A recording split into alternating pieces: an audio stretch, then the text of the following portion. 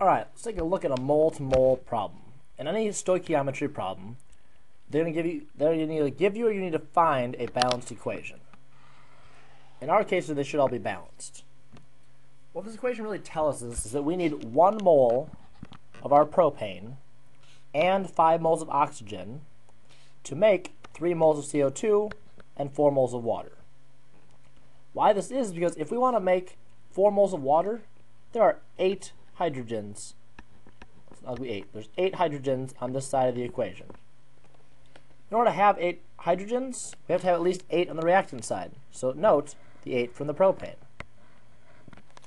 Same thing with the oxygen. We have 4 O's over here, and 3 times 2 is 6 over here. So if we have 10 oxygens, we must have 5 moles of the O2 reacting on this side. Won't work without it. So knowing that, when we're trying to go from moles of one thing to moles of another, we can use those numbers.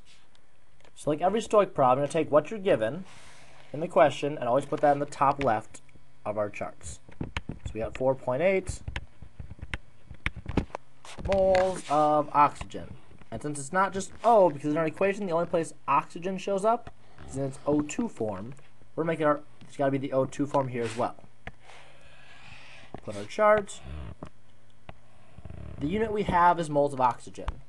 But in the question, they want us to find how many moles of carbon dioxide, or CO2, we can make. So we don't want our unit we have.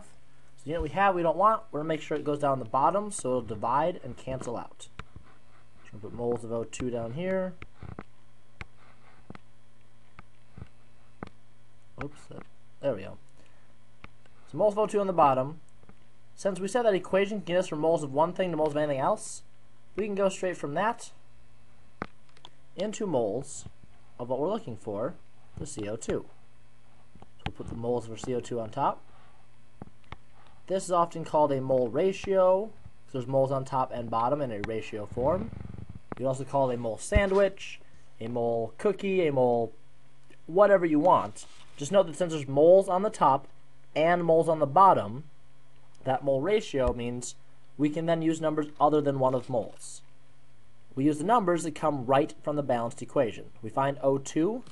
Up here we said there's a 5 in front of it on the equation, so we need 5 of these, 5 moles of O2 in order to make these 3 moles of CO2. That's why we balanced it. So we put the 3 next to the moles of CO2. Note our moles of oxygen gas will cancel, because it's moles of O2 divided by moles of O2 is 1. Moles of anything divided by itself is 1. Now we have the unit we want on top, so we're going to stop the stoichiometry and just do the math. Since the unit we have left is moles of CO2, that's what we're going to put on top and the end for our answer. But to do the math, we take our 4.8, we multiply it times 3 because it's on top.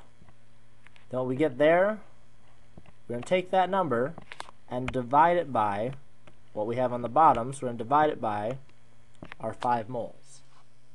When we do the math, it's going to come out to 2.88 moles of CO2, and that is our answer.